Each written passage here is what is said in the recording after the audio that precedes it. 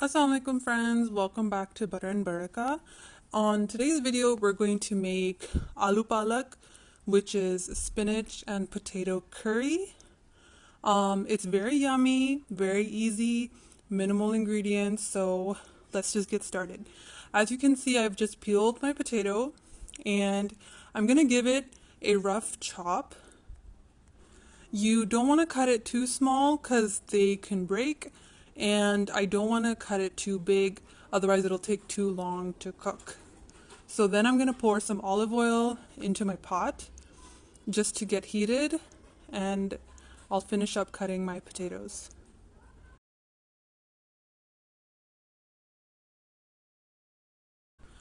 I'm going to place them into the pot carefully because the oil is quite hot.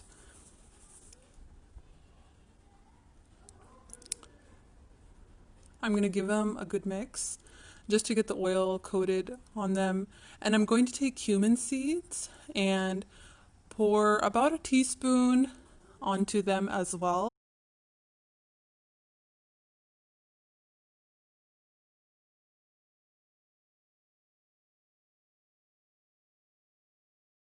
Now I'm going to cover the potatoes to let them get soft, and the flame is at about a medium level. I'm going to take one pack of spinach and give it a good wash.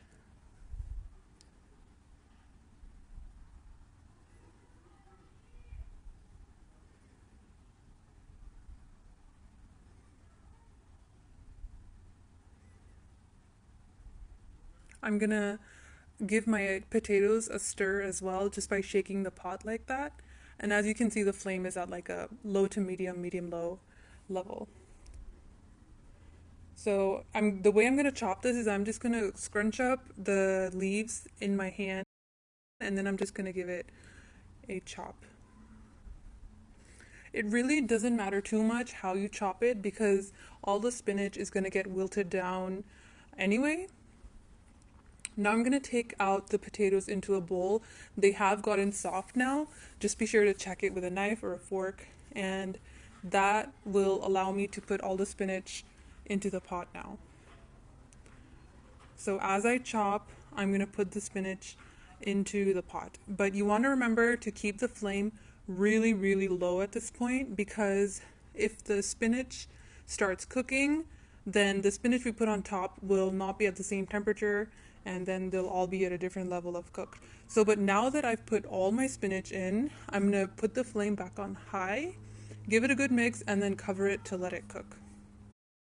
You want to make sure that you leave the pot covered while taking out the spices, because you want to preserve all the liquid as much as possible of the spinach itself. And if we were to put the spices in just on top while leaving it uncovered, then that'll take away from the moisture. So we're going to start with a 1/4 teaspoon of turmeric powder and a 1/8 teaspoon of red chili powder, some roasted cumin seeds and roasted coriander powder, a 1/4 teaspoon of salt. There's 1/8 teaspoon black pepper, and then a 1/2 teaspoon of paprika. So I'm going to take off the cover, and as you can see, I'm always putting the moisture back into the spinach. You don't want to waste any of that.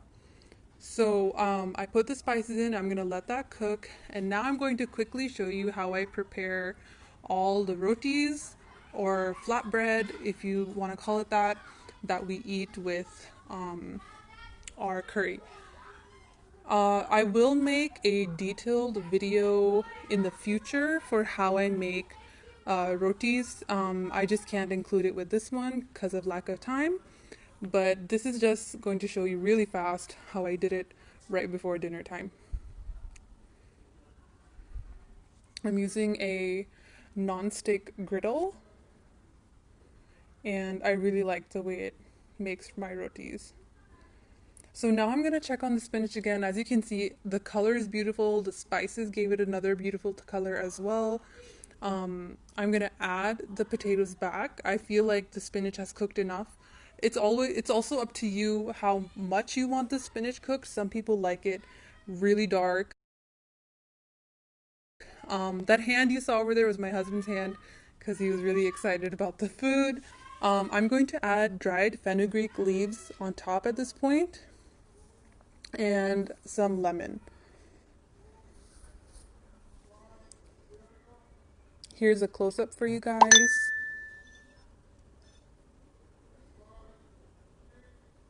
And this is how we eat it with the flatbread. My husband likes to have it with yogurt, so he has that on the side. And that's it. Thank you guys so much for watching. Assalamu alaikum.